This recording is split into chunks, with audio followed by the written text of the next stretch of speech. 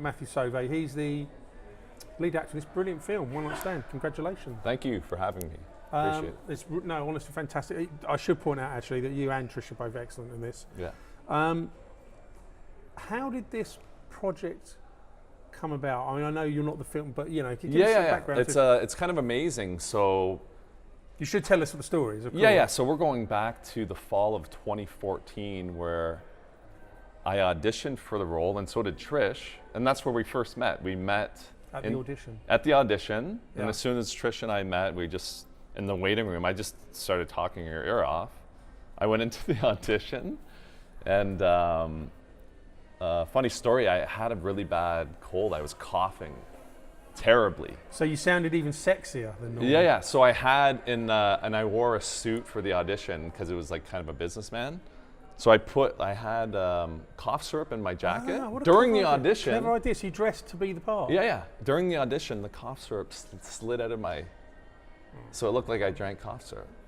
Like it was hilarious though. Like we had a good laugh, and Trish booked the part, and then I guess there was the director Wojtek Zielinski. He works in Hollywood as a visual effects supervisor. Yeah, I did IMDb. Yeah, so he had to go overseas and do another project. So we were going to film it like 2 weeks after we booked the job, Trish and I, but we had to put it on the back burner until the summer. So we actually filmed it basically this almost to the date. It's 3 years ago to the date. Yeah. Is it? Yeah, and I just want to say this too. I just was talking to Trish, and congratulations to Trish. She booked a huge Netflix original series called V Wars, and yeah, Trish, we're very proud of you. I'm telling everybody here, everybody. So yeah, and her and I are good friends too, and the DP Wojtek Pendrick.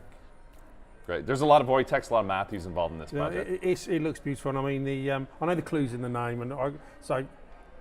Please give us a synopsis, but people can probably work out what it's about. Yeah. So obviously, when you see the one night stand, cover your ears for this part. No, I'm joking. Yeah. Spoiler alert. Yeah. So no, there won't be any spoiler. I'm sure you won't. It's a businessman who goes on a trip. Trish is the beautiful girl that this businessman meets. But here's the thing: it's not necessarily. Yeah, there's a romantic fling, but that's not the movie. The movie is the moral dilemma that occurs after an event happens. Yes, and I know what you're referring to. Yes. So basically, that's why I love it. I love it because there's not a lot of dialogue with my character, and I also love it because the audience has to sit there, and they get engaged. Where would I make the same decision? Yeah. Or did that just happen? Or what would I do if I was in my character's name's Travis? Yeah. What would I do if I was in Travis's shoes? Yeah. So it's one of those things where they kind of have to go on a ride with you, and that's what I like about this film. It's very, it makes the audience kind of think, you know, did he make the right, did he or didn't he make the right decision? Yeah, it does leave you to make up your own mind, doesn't it? And I actually, that's why what I love about the films is there's not a lot of dialogue. Like when you get to the halfway point of it, it's basically the eyes, right? You're going on that journey with me in the eyes. And look at those eyes, man. Those are huge eyes. I bet he was thinking, I wish I hadn't had this one night stand. Yeah. Of all this pain it's caused. Yeah. Always embroiled in, I should say. Yeah, for sure. That's those are definitely eyes of regret. Oh yeah. It is, honestly, it's a great film. Those are how my eyes always look, actually. So that's kind of life I lived. So when you actually, I mean, obviously every film you work on is different.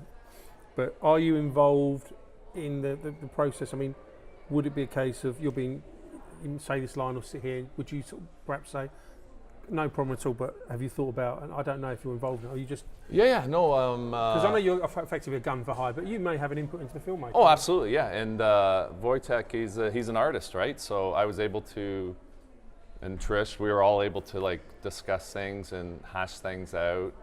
And I just really identified with the character, and not the one night stand part. Yeah, no, just the character has like kind of a I don't want to use the word narcissism, but yeah, he's not a bad person. Yeah, that's what I love about the character. Like he's kind of like a Wall Street kind of.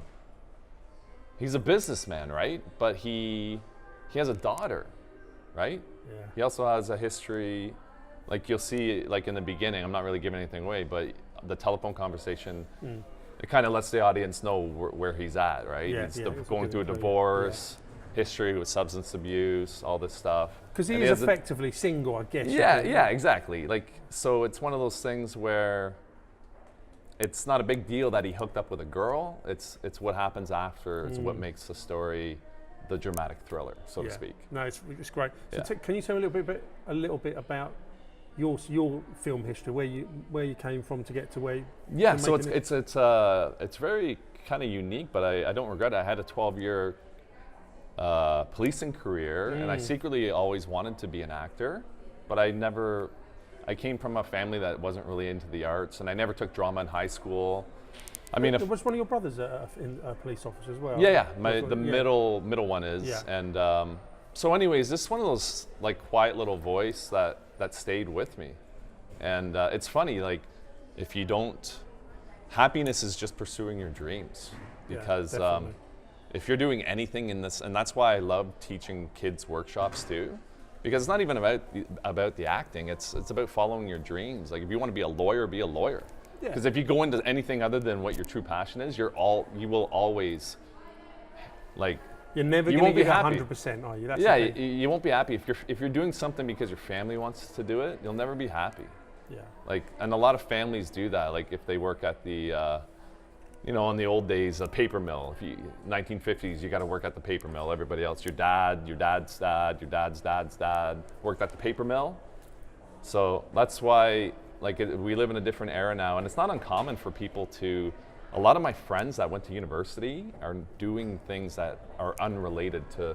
They spent hundreds of thousands of dollars on degrees, and they don't want anything to do with that. Yeah, that's right. Might be in finance and end up working, I don't know, I don't know, auto workshop. I'm sure they don't. Who knows? Yeah, but you know what I mean. They turn out to not even want to do that because when you're making decisions at such a young age, like my goodness. I know loads of people like that have done it. Degrees have nothing exactly. to do with it. My advice to my daughter will be 15 in September. I would like her to take a year off. Maybe 2 years off after high school and just figure out what she wants to do. Yeah, it's not bad advice. Before I drop $300,000 on a degree. Is that kind of the money it is? Well, it's expensive, yeah. Like if somebody's going to school and their residence and food and all that, yeah, it's very expensive. My daughter has a 95 average, so she's probably going to be like the next president of the United States. No, I'm just kidding. I'm just being a proud dad. But she's obviously super smart. Yeah. But see, a degree in the UK, excluding like medical ones, because obviously they're longer and they are obviously more expensive. But you're probably looking at, on average, I guess, somewhere in the region for 3 years, between 40 and 80,000 pounds. Yeah, see, that's insane. That's mad insane. For, just to get, and the thing is, not a problem, but an issue is that, yes, absolutely, I agree with further education. I have no problem with it at all. But if everyone's getting degrees, which they are, when sort of 15, 20 years ago, when you had people coming in, not many with degrees, then it helped to, how can I put this, shape your mind into people that you might want to employ. Exactly, often you would employ, but now if everyone has it, it's, my ex-boss member telling me, he said, "See, the problem is everyone's that applies now to degree. It doesn't make it any easier anymore. Exactly, they've all got them. So if you can specialise. Yeah, no, it's true, and there's a lot of things too. Like it's not. To be a working actor is a difficult thing. It's easier said than done. But I'm a strong believer if you like go all in on anything in life, if you just jump in, have faith, it's amazing what can happen. And I've taken you off piece. You're saying police, but actually not your real calling. And not even close, no. So I was 21 years old, didn't even want to know what I do. This is not for me. Yeah, 12 years later, yeah. That's quite a long time, isn't it? Yeah, it is. But you know what? Nothing's in vain because I get to be the actor I am now because of the stuff that I saw, right? Yeah. Cool, so like it was one of the best acting schools on planet Earth. If you think about it, I'm seeing it for real. I'm not reading anything in a textbook. I get to see it's tragic, but you see people at their worst. You see pain and suffering. Horrific stuff, yeah. Yeah. So the day you left the police force, was it elation? You were going to do what you want to do. Let me tell you, this is the best way I can answer that. There someday will be a feature film about that. And that's all I'm going to say about that. But there's a lot of moving parts to that. Oh, so there's a story there. Oh, there's a great story there. Oh, okay. There's a feature film there, Okay. and it's actually in the process of being put together. So I will probably see you in a couple of years with a submission for with the Oscar. Yeah. No, but that feature film, a lot of people have shown interest, even producers in LA. That's going to be made, obviously. It's going to be based on actual events, or whatever the legal term is. The euphemism you have to use. Yeah, whatever the lawyers want to throw on it. But yeah, it's going to be a hell of a story. And is it possible? This might be quite a difficult question to explain. I don't know if the word joy, maybe it's joy, you get when you are putting on someone else's clothes. And what I mean by that, you take this guy as an example. You're not this guy, but you've got to play this guy. And you're out of. It's not you. This is not you. Yeah, in no. any way, shape, or form. But you've got the pleasure of actually doing that. No, I love that. Can you explain what that feels like to have to do that? Whether it's a serial killer or a lover. Yeah. Or, No, that is pretty amazing that you said that, because that is the truth. And we know what I love about both of our characters, Trish is Ellen, I'm Travis. We don't necessarily know what each other does. Like, I'm a businessman, and you don't know what I do. No. That's what I love about this film. There's so many, I like films where you don't insult the audience's intelligence. You don't have to spoon feed them. They can come up with their own conclusions at the end.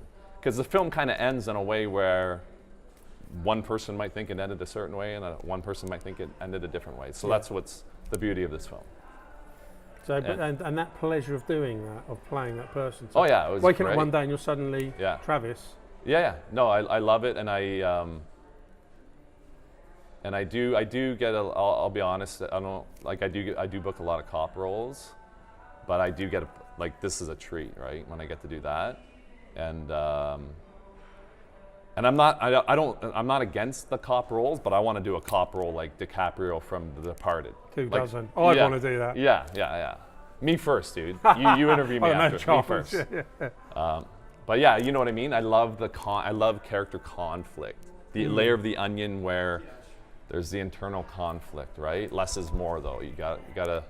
Yeah, pull back a bit. Yeah. Yeah, exactly. Less is more. And what I love about the way you've approached this festival is, obviously, I see lots of actors and actresses. It's the system, and not the system. It's what we do and what happens. Yeah. It's brilliant. But it's very unusual to have someone who acts to promote the film the way that you're promoting it, which is a really positive thing. Yeah. Because I've been thinking about this. I was thinking, you're atypical, this is my opinion, of what someone who's involved in making independent film should be doing. So you're an actor, but actually you're really pushing this film, which is normally the role of the filmmaker. Yeah, for sure. But it's very unusual and very cool and very different, and that's really a really good thing. Yeah. And I have a very easy answer for you. You IMDb'd Wojtek. He's a busy man in Hollywood. Yeah. He's very busy. Yeah. Trish just booked she's a working actress. She just booked a great Netflix show. What a thing to get that. But you know what I mean? I'm so proud of her. And then my episode just aired with Carter with Jerry O'Connell. Right. Nicest guy in the world. That guy could run for mayor in North Bay and he would win a landslide. He's super nice guy. But yeah, the thing is, I'm so proud of this, and my close friends are from this. This film has such a special place in my heart that it's my pleasure to push it, because I know they have their careers going, and so do I, but I love to travel too, right? You know what I mean? I'm still a working actor. If I get a chance to do all this, I'm going to do it, because I'm very proud of this film. No, and it should be. I mean, it's a brilliant film, and I just think it's a really good, almost like a playbook of what you should do if you're promoting, because, I've spoken to, as I say, lots and lots of filmmakers and actors, and the fact is you've got to promote what you do. Yeah, exactly. And I see your point, though. Usually it's a film, for instance, very unusual. This is a filmmaker badge, but I'm the actor. Yeah, I see. It's very unusual. I mean, I've had actors, and of course they promote. Yeah. But not. You've gone kind of to the next level. Yeah. Which is a really good thing. Yeah, because I really wanted to see this film go do the festival circuit. I really did, and I respected the fact that there was a lot of collaboration with a lot of people that are very successful doing a lot of things. So somebody has to kind of take the leads, and it was my pleasure to do so. And also the the director of photography, Wojtek Pendrek, who's also nominated for Best Cinematography, he was a huge player. He's kind of like the wind beneath my wings, so to speak. And it's got a great look to it, to be fair. Yeah, no, cinematically, it's a beautiful piece. What's the nothing to do with this actually? What's the worst thing? The worst mistake an actor can make. Have you seen something that is not necessarily you've made? Yeah, no, but that's a great question. The worst mistake an actor can make is probably being in their head. You know, my acting training is the Meisner technique. Right. So everybody has their different approach, but there's a great speech in Rest His Soul, Philip Seymour Hoffman, as he's holding Brilliant actor. Yeah, as he's holding the Oscar after he won it, his speech, he's saying, I could go on set tomorrow and be a bad actor if I'm in my head. Do you understand? So even though he just won the Oscar, which is the holy grail of all awards, and he's saying, just be like, I could go on set tomorrow, and if I'm thinking about a fight I just had with a loved one or something, you're not there. Yeah, you've so lost. That's a mistake, right? Yeah. So that's why you have to train hard. I train 16 hours a week, and I actually become a better actor teaching kids workshops because the same notes I'm giving them are the same notes I have to follow myself. And I suppose if you're teaching, it must empower you because you're like, but there's things they're doing. You're like, oh, well, that's interesting, and you know. Yeah. And I actually, there's a number of kids that I've found agents for. What, are that good? Yeah. One of them, her first audition, she booked the film Shazam, which is a DC Comics no way, because feature I was reading about it the other day. Yeah. That's her first. Yeah, first audition. I got her an agent because I knew. Like when I see these kids and I see something. And literally, she just got the gig. It was her first audition ever for film. Yeah.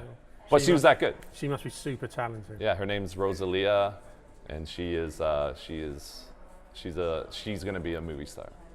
Just you watch and see. A lot of the kids that I teach, there's a few of them that are going to be household names in 10 years. I have no question about that. So they better do me a solid and cast me. Yeah. No, I know you've got projects and you're teaching, but is there anything you can specifically talk about that's coming up that's of interest? Yeah. Okay. Yeah. So, and this is a good one. I talk about it in the magazine article. It's a web series called Forgotten Corpses: The Confinement. And my character Grant, wow, as an actor, this is a dream because he's so many layers, and I get to show extreme, like the entire pendulum of the onion, right? Yeah. Like, so that's what's so beautiful about it. And Jesse Mann, the director, just amazing. Yeah, I talk about it in the magazine article. Yeah, so yeah, I get to. I'm looking forward to seeing the final edit of that. So when is that due? It's coming out in the fall, probably, yeah. And how, because I saw, it's the first time ever I saw a web series recently, and it was the Karate Kid, I don't know if you've seen it. I think is that when they're... Now, it's set now. Yeah, I haven't seen it. It's I saw really a preview for it. It's really good, and it's on YouTube Red Channel, is it? Oh yeah, but I saw a preview. That's pretty cool that they brought the two of them back together. That's right. I think Will Smith's one of the producers, actually, his wife. Oh, is he? Yeah, because his son did the remake. Yeah, so I could see that. Yeah. So I'm guessing your web series, I don't know how it's released, but it'll be a similar vein. It will be a pay-per-view, and how does it all work? No, you know what? This is a different one where I'm just the actor in it. Like, right. I'm not going to be... I'm not saying you might make any money, but I just wondered what the business model is for this. I hope the business model is I blow up and become an A-list movie star, Jesse. I hope that's the business model of Forgotten. Oh, and my co-star in that, Sasha, brilliant actress. I speak about her, Alexandra. She's... Yeah. But I think I leave that to them. There's the producers and all that. So I'll leave all that distribution stuff to them. I just showed up on set and I had a blast, and I got to be an actor. Like, that was a dream. That was a dream role in the sense that I got to show different parts of vulnerability, extreme anger, just everything. Like, it was kind of, this is something that I wanted to do, and I'm happy. A good friend of mine from Toronto, Jordan Gray, he referred me to Jesse Mann, and I auditioned for it. So I was very grateful to get this role. Yeah. Because as an actor, I mean, this is 3 years ago, right? And I'm very proud of it. But 3 years has gone by, and you need to carry on working. I'm only getting.